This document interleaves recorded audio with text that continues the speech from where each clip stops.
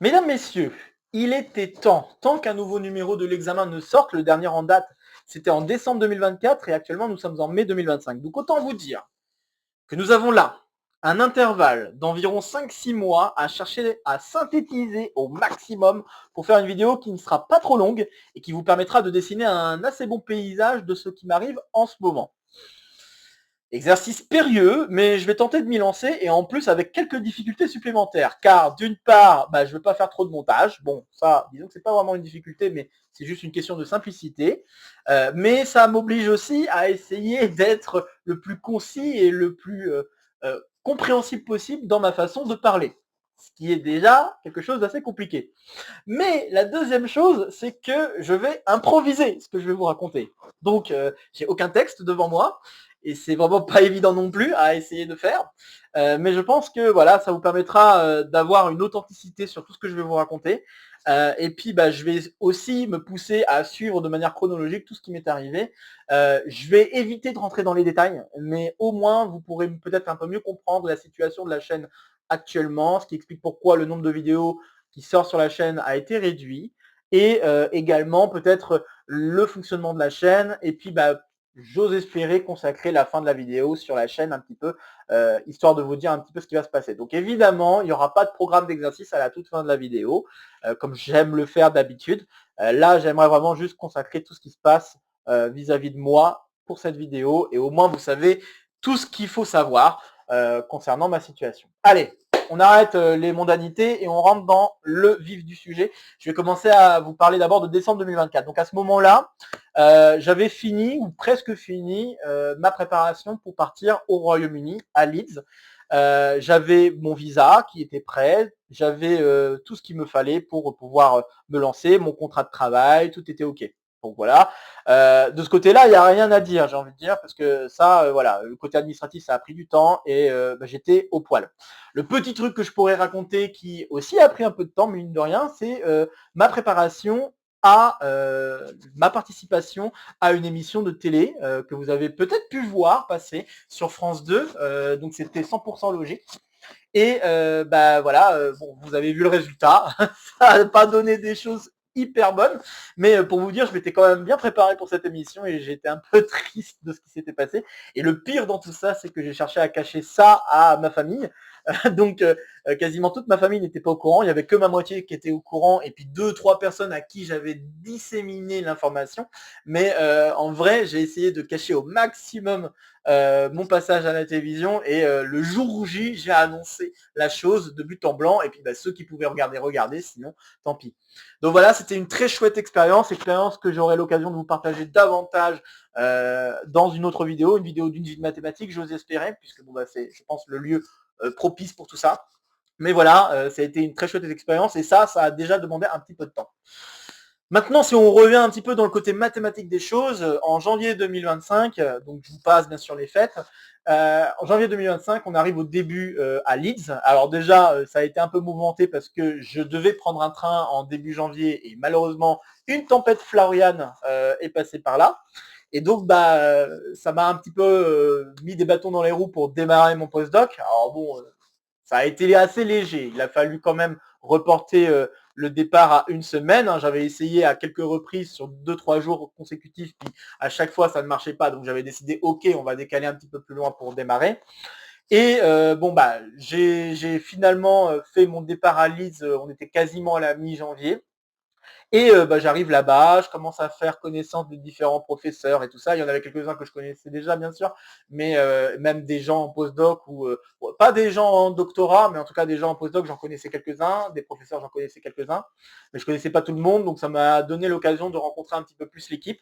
Et c'était très chouette, franchement, j'ai adoré. Alors, je peux vous dire que l'intégration au Royaume-Uni, ça a été un peu compliqué. Il fallait s'adapter à l'accent anglais, ce qui n'est pas le même que l'accent en Amérique, clairement, puisque je pense que mon oreille a été beaucoup habituée à entendre de l'anglais Amérique, puisque j'ai fait mon doctorat à Montréal, donc ça doit jouer. Et là, il fallait s'habituer à entendre l'accent anglais.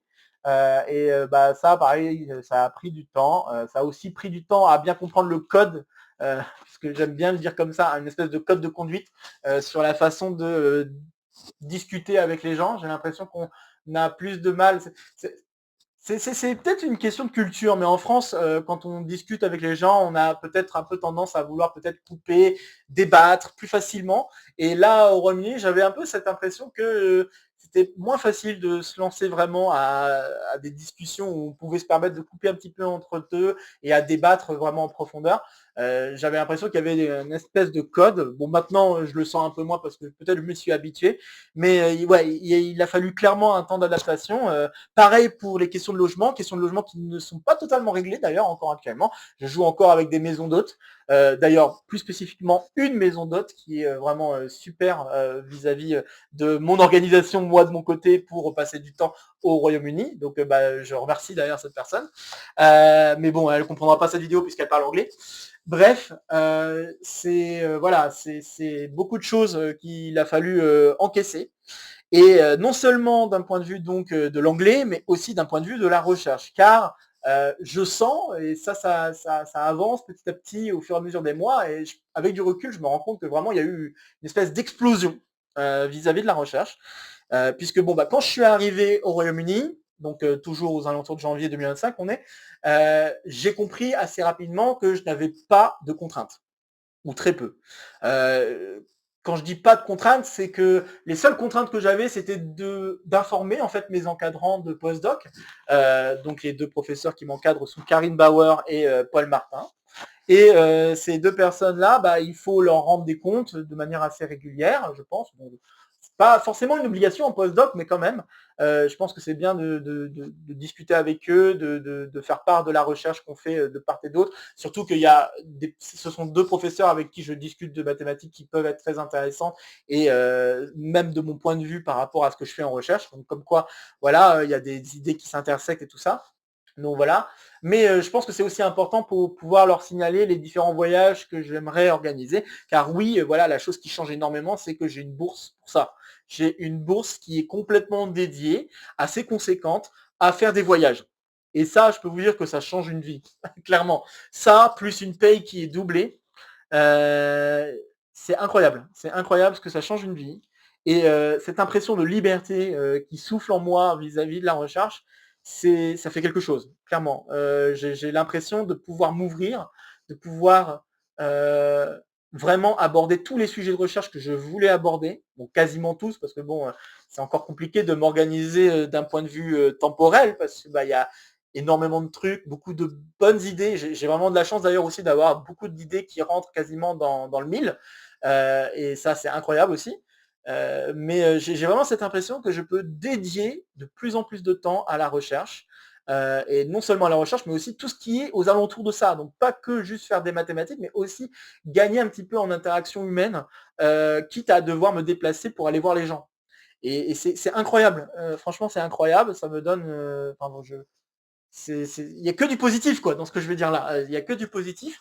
C'est c'est en cela aussi qu'il a fallu m'adapter parce que de me rendre compte que voilà, j'ai la possibilité de faire des allers-retours entre Leeds et Amiens, pas forcément comme bon me semble, mais quasiment tant que j'ai des justifications pour dire que voilà, je fais mon aller-retour et en plus de ça que je puisse me déplacer en France parce qu'en fait l'idée derrière mes déplacements quand je reviens en France, c'est que j'ai l'intention de donner des exposés un petit peu partout en France.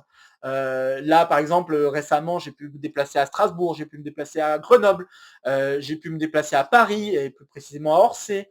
J'ai pu me déplacer, j'avais déjà pu me déplacer précédemment à Calais et d'autres villes comme ça, mais là, j'ai vraiment l'impression, j'ai pu me déplacer à Tours, et je vais d'ailleurs me redéplacer à Tours, je vais y revenir vers la fin d'ailleurs.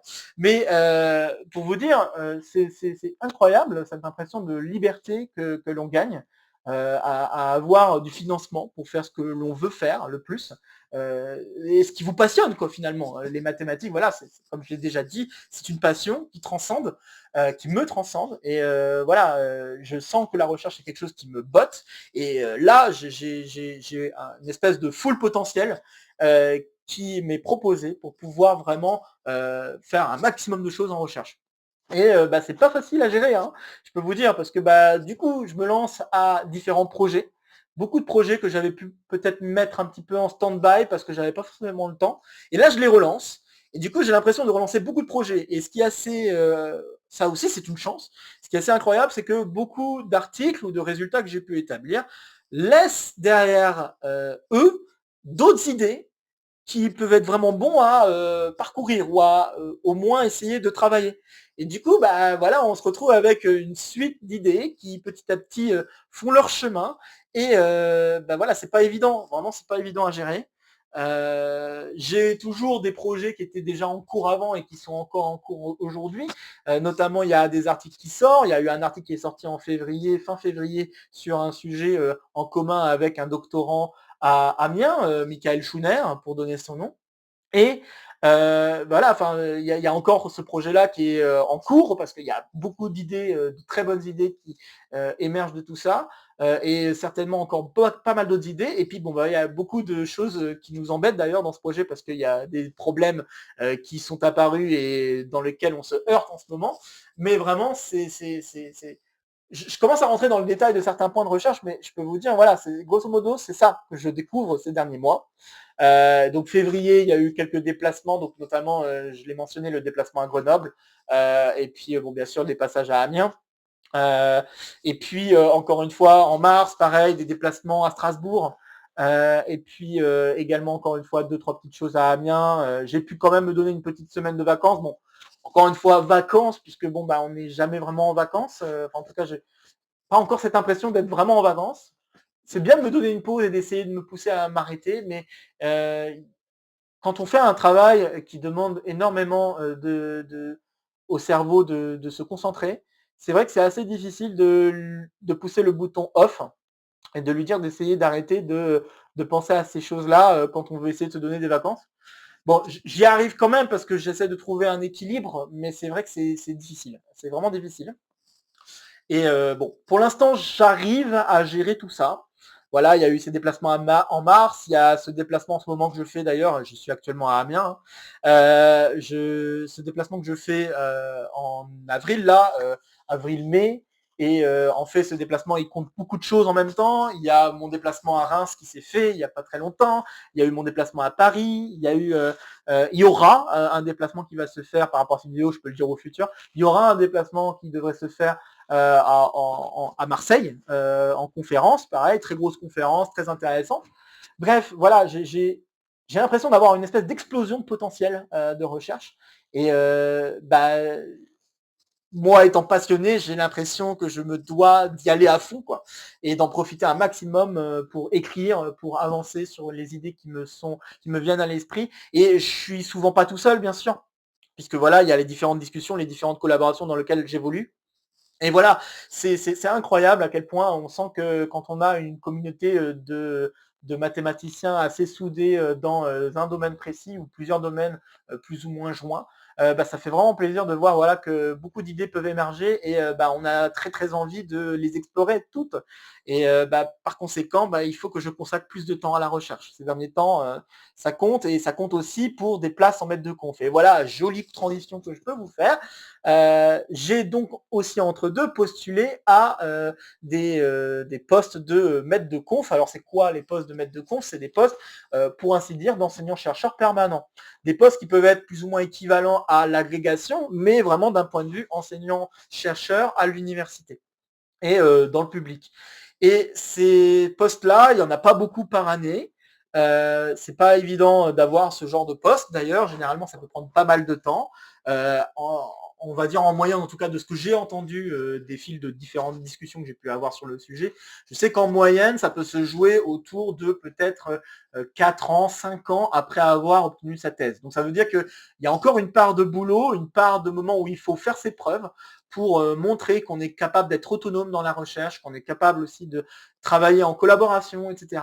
Et puis aussi qu'on est capable d'enseigner, parce que bon, bah, dans ce laps de temps entre la thèse et normalement l'obtention de ce type de poste, eh bien, on s'attend à ce qu'on essaie d'enseigner et donc qu'on essaie de donner des cours. Et moi, d'ailleurs, j'ai prévu de donner un cours en janvier prochain, un cours de combinatoire. Ça tombe bien, je suis spécialiste de la combinatoire, donc voilà, je suis très content. Et un cours complètement en anglais. Donc d'ailleurs, ça sera une grande nouveauté pour moi, donner un cours en anglais complet. Ça pourrait être super comme expérience. En tout cas, bon, moi, ça me fait pas peur. Je pense que je le sens plutôt bien. Et ben, on verra bien ce que ça donnera. En tout cas, les choses s'organisent de cette manière-là. Mais bon, si je veux revenir à ma transition maître de conf, c'est parce que j'ai candidaté à des postes de maître de conf. Ça m'a pris donc beaucoup de temps aussi à élaborer ces dossiers et à faire en sorte que rien ne manque, que tout y était. Et puis, j'ai candidaté notamment à 4 postes. Il y en avait un à Tours, il y en a un à Lille, il y en a un à Saint-Étienne et il y en a un à Artois, Lens. Donc voilà, ça, ce sont les 4 candidatures que j'ai pu poser. Et donc, bon, si vous avez suivi la vidéo, à un moment, j'ai parlé de Tours et j'ai dit que j'y reviendrais. Voilà, je peux y revenir. En effet, pour Tours, j'ai été retenu. Donc, ma candidature a été retenue pour passer des auditions. Et là, je suis actuellement en train de me préparer pour ces auditions. Auditions qui vont avoir lieu la semaine prochaine par rapport à cette vidéo. Donc, on croise les doigts. C'est une grande nouveauté pour moi parce que j'ai jamais eu affaire à ce type d'exercice. Donc on verra bien ce que ça va donner, pardon. Et voilà, moi-même je suis très surpris parce que à peine 1 an et demi après ma thèse, faire ma première audition pour un poste de maître de conf, je m'y attendais absolument pas. Moi j'étais en mode je suis dans mon postdoc à Leeds, j'en profite à fond. Et voilà. Et là je vois que tiens, j'ai une chance pour une candidature en maître de conf. Et je trouve ça incroyable déjà, c'est pour vous dire. Et du coup, là en ce moment, cette semaine, je suis en pleine préparation pour ces auditions. J'ai préparé des diaporamas, etc., pour raconter tout ce qu'il faut raconter, mon cursus, mon aptitude à faire de l'enseignement, et puis bien sûr, ce qu'il en est de la recherche et comment je pourrais m'imaginer m'intégrer dans le groupe de chercheurs qui se trouve là-bas. Donc on verra bien ce que ça va donner. Résultat la semaine prochaine d'ailleurs, c'est pas très loin après les auditions. Donc vous le saurez, j'enverrai un petit post pour vous mettre au courant de tout ça. Ou alors peut-être on verra bien un short, je sais pas, on verra. Mais voilà, et du coup d'ailleurs ça me perturbe aussi par rapport à la conférence à Marseille, parce que la conférence à Marseille, elle devait avoir lieu vraiment toute la semaine prochaine. Et là, je suis obligé de sacrifier une partie de la semaine pour m'adapter et aller à Tours entre-temps avant de me rendre à Marseille. Donc pour vous dire, voilà, il y a encore du voyage en cours, c'est incroyable. Voilà, alors j'ai eu déjà aussi la réponse pour Lille et je m'y attendais déjà que ça n'allait pas marcher parce que la thématique est un peu éloignée, ce que je fais en recherche est un peu éloigné de la thématique qui était recherchée. J'ose espérer peut-être avoir une chance pour Saint-Étienne, on verra, parce que niveau mathématiques, ça a l'air de coïncider un peu plus. Et puis pour Artois, bon là, je sais pas trop, j'ai cru entendre que pour cette candidature, il faut avoir un petit bagage en machine learning. Bon là, j'avoue que j'ai pas grand-chose en tête. En tout cas, je fais pas grand-chose dans cette direction, donc j'y crois pas trop. Mais on verra bien. Voilà, de toute façon, c'est comme ça que ça marche. Il faut faire des candidatures chaque année de maître de conf. J'ai peut-être déjà dû en parler l'année dernière parce que c'était la première fois que je faisais des candidatures maître de conf. Mais voilà, chaque année, il faut le faire juste pour faire connaître son dossier, pour faire connaître notre évolution personnelle vis-à-vis de la recherche et vis-à-vis de un peu tout ce qui entoure les mathématiques que l'on pourrait avoir à faire. Et puis, petit à petit, montrer que voilà, on est capable de tenir la route vis-à-vis de la recherche, qu'on est capable de sortir des articles relativement régulièrement, etc. J'ai cru d'ailleurs apprendre et comprendre que je suis un petit peu au-dessus de la moyenne vis-à-vis du nombre d'articles par rapport au nombre d'années plus thèse, quoi. Donc c'est plutôt une bonne nouvelle. Bon, voilà, je sais pas trop quoi en penser parce qu'à vrai dire, je me compare pas. Moi, je suis plutôt en mode je fais mon truc dans mon coin, puis on verra. Je suis plus comme ça. Et voilà. Donc j'ai peut-être été un petit peu dans tous les sens sur la fin, mais je pense que ça regroupe vraiment bien ce qui se passe ces derniers mois. Donc énormément de choses se sont passées et vis-à-vis de la chaîne, voilà, il y a eu pas mal de choses qui ont dû être sacrifiées. Donc là, notamment, j'essaye de me concentrer à vous proposer des vidéos d'exo de colle et de petits exos de colle en priorité. Parce que pour moi, ce sont les piliers majeurs de la chaîne. Et je pense qu'on ne peut pas vraiment faire sans. Maintenant qu'on a passé un palier important, il n'y a pas très longtemps, on a passé le palier des 250 exercices. Par rapport à l'objectif des 300 exercices, ça veut dire qu'on se rapproche dangereusement de l'objectif que je m'étais posé. Et j'aimerais peut-être en profiter pour essayer de ressortir les autres concepts de la chaîne. Donc j'aimerais bien essayer de proposer d'autres vidéos, type coin recherche, une vie de mathématiques, ce genre de choses. Et remplacer ces vidéos-là par rapport aux vidéos d'exo de colle, petits exos de colle. Donc j'aimerais bien essayer de les placer dans ces endroits-là. Mais je pense que le nombre de vidéos par semaine ne devrait pas beaucoup changer. Je pense que je vais devoir continuer à essayer de sortir 1 à 2 vidéos par semaine parce que bah voilà, comme vous l'aurez compris, il y a vraiment ce côté presque volcanique. J'ai l'impression de faire une éruption, donc c'est incroyable la chance que j'ai. Et j'aimerais en profiter un maximum. Donc bah voilà, vis-à-vis de la chaîne YouTube, il y a des conséquences. Donc il y aura quand même quelques exercices. Hein, voilà, j'ai quelques exercices en bagage que je vais chercher à vous proposer au fur et à mesure, bien sûr. J'ai aussi 2-3 idées de vidéos que j'aimerais vous proposer et ça aussi, bah, ça sortira. Ne vous en faites pas. Je vais tenter de garder un rythme régulier, mais ne soyez pas surpris s'il y a des semaines dans lesquelles bah, il n'y a pas de vidéo qui sort. Ça sera comme ça sera un choix que j'aurais dû faire parce que bah, voilà, la recherche en ce moment, bah, c'est vraiment ce qui me prend le maximum de temps et j'aimerais continuer à consacrer ce temps à la recherche parce que bah, je sens qu'il y a énormément de choses à faire et il y a énormément de choses dont j'aimerais profiter, quoi. Donc bah, ça vous donne au moins une idée, sans rentrer dans tous les détails, ça vous donne une idée quand même assez précise de ce qui m'arrive. Et je pense que ça peut vous faire comprendre un petit peu plus pourquoi bah, j'ai été obligé de sacrifier certaines choses vis-à-vis de la chaîne.